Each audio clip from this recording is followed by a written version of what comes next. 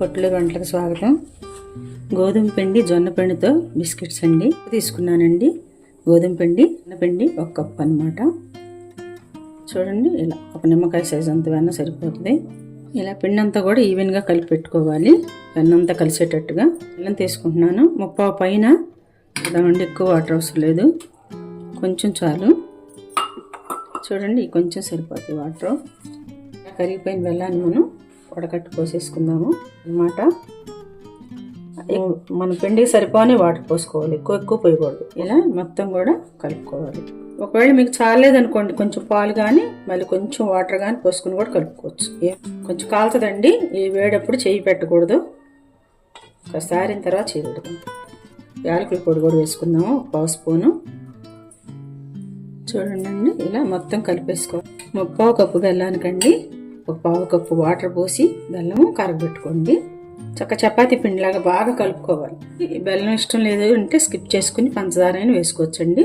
ఇలా ఒక మూత పెట్టి కవర్ చేసుకుందండి. పిండి చల్లుకొని లైట్గా ఇక్కడ మరీ పలచగా కాకుండా మరీ మందంగా కాకుండా చేసుకోవాలి. మూత తీసుకుని మనము ఇలా మూతతో చక్కగా ఇలా కట్ చేసేసుకుందాము. మీ ఇష్టం అండి, మీకు ఏ సైజు కావాలంటే ఆ సైజు చేసుకోవచ్చు అనమాట. అండి మీరు కావాలంటే దీంట్లో కోడిగుడ్లు కూడా వేసుకోవచ్చు.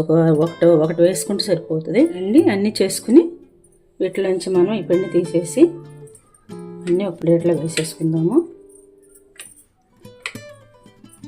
ఈ పిండి అంతా కూడా ఇలా తీసేసుకుని మళ్ళీ చేసుకోవటం ఈ పిండి. ఇదంతా కూడా మళ్ళీ మనం ఇలా కొంచెం కలుపుకునండి.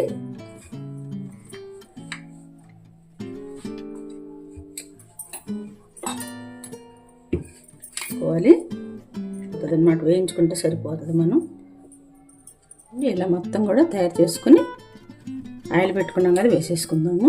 వేసేద్దాము. మీడియంలో పెట్టుకుందామండి, హైలో కాకుండా. లేదా పైన ఉడికిపోయి లోపల ఉడకమన్నమాట.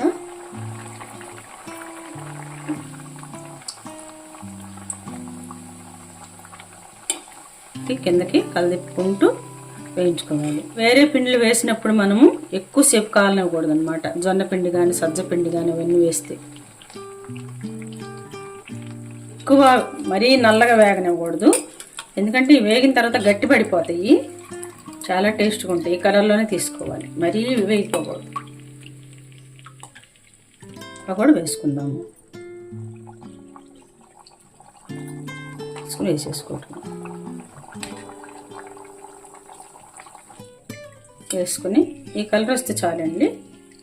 మనకు ఆరిపోయిన తర్వాత చాలా చాలా క్రిస్పీగా ఉంటాయి. అద్భుతంగా ఉంటుంది. ఆరోగ్యము.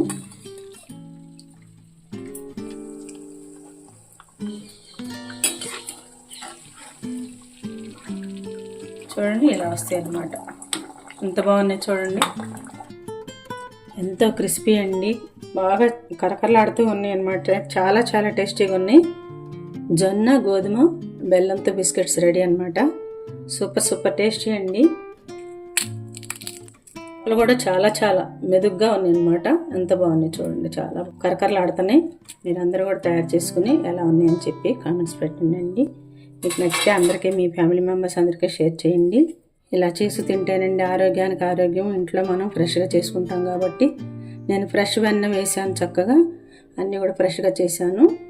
మీరందరూ కూడా ఇలా తయారు చేసుకుని మీ పిల్లలు పెద్దవారు అందరూ కూడా చక్కగా తిని హెల్తీగా ఉండాలని ఆశిస్తున్నానండి. థ్యాంక్ యూ సో మచ్ అండి. షుగర్ ఉన్న వాళ్ళు కూడా తినొచ్చండి.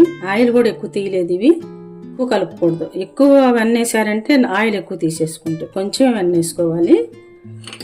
ఇన్ని అయినాయి అండి మొత్తం కలిపి, చాలా అయినాయి చూడండి. ఇన్ని అయినాయి 2 కప్పులు పిండికి.